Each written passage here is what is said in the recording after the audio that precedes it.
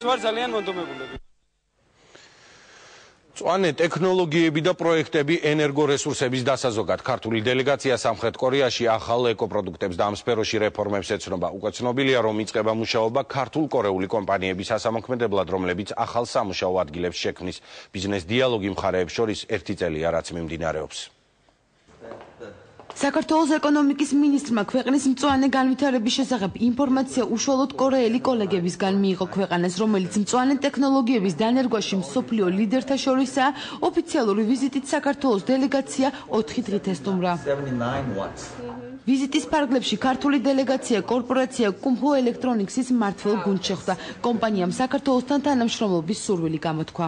უცხოური ინვესტიციების მთავარი მიზანი არის სამუშაო ადგილების შექმნა. კორეულ კომპანიებს აქვთ საკმაოდ დიდი გამოცდილება, ტექნოლოგიური გამოცდილება და განსაკუთრებით ალტერნატიულ და მწვანე პროექტებში. ვფიქრობ, რომ ქართულ-კორეულ კომპანიებს საწარმოებს ექნებათ, რა თქმა უნდა, ძალიან დიდი მნიშვნელობა დასაქმების კუთხით, მაგრამ ასევე კვალიფიკაციის ამაღლების კუთხით.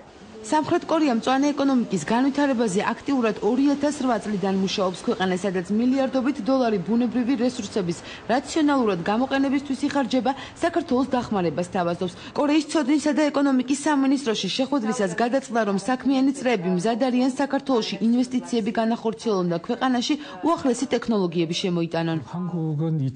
დღეს ჩვენ ქვეყნებს ეკონომიკური თვალსაზრისით მნიშვნელოვანი კავშირი არ აქვთ, თუმცა პოტენციალი ძალიან დიდია.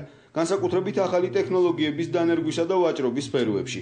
ჩვენ თვალყურს ვადევნებთ საქართველოში მიმდინარე მოვლენებს და გეტყვით, რომ შთამბეჭდავია ის შედეგები, რასაც საქართველო მიაღწია. ჩვენ გაგიწევთ ყველანაირ დახმარებას იმისათვის, რომ საქართველოშიც დაინერგოს ახალი ტექნოლოგიები. ვერაკობალიამ კორეის სიდიდით მესამე პორტიც მოინახულა, რომელიც სეულთან ახლოს მდებარეობს. საქართველო-კორეის ბიზნეს დიალოგი უკვე 1 წელია მიმდინარეობს. უკვე შეთანხმებულია კონკრეტული წინადადებები. კორეელთა განსაკუთრებულ ინტერესს ქართული ჰიდროენერგეტიკა იწვევს. სამომავლოდ საქართველოში რამდენიმე მსხვილი ჰესის მშენებლობაცაა დაგეგმილი. დაინტერესება არის საკმაოდ მაღალი.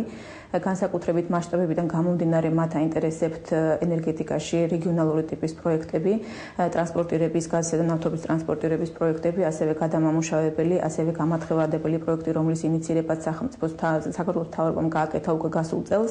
შეხვედრები კორეის წამყვან კორპორაციებთანაც გაიმართა. ისინი საქართველოში უძრავი ქონებით, ვაჭრობის განვითარებით, ტურიზმითა და სოფლის მეურნეობით არიან დაინტერესებული. უახლოეს პერიოდში თბილისში კორეული ბიზნეს ჯგუფი უკვე კონკრეტული პროექტების დასაზუსტებლად ჩამოვა.